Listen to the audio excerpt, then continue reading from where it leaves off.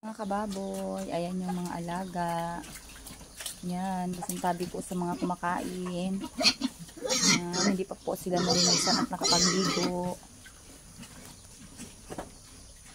Kasi masyado pang maaga dito sa amin.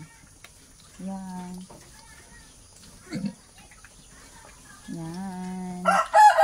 So, itong mga ano kasi, hindi man nila yan dumi mga kababoy. Hindi yung mga pagkain na kanilang ano pinakalat, kaya yan basang ano mas yan. So yung isa is over na sa kabusog mga kababoy, kaya ayan paigahiga na yan. At saka yung swimming pool nila, so yan nalinisan na din. At maya maya ilagyan na ng tubig para sila ay makapag-aligo na po. So yung iba walang humpay na kain.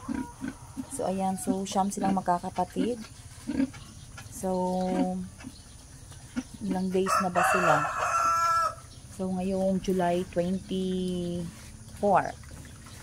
ay mag 4 months na po sila. So ibig sabihin na malapit na ilang days na ba ito? So, malapit ng 5 ilang days na ba? So, 105 days. 105 days na sila mga kababoy, no? O 104 days. Yan.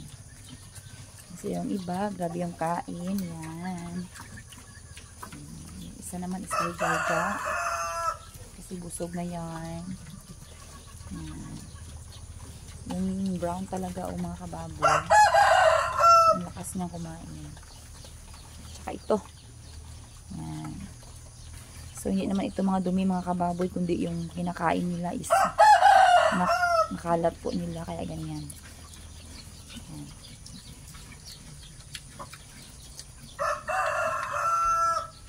Yan, ilang days na lang po, harvest na po sila. Yan.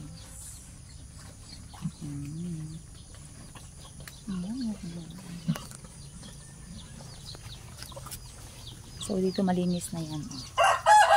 So lagyan na ng tubig.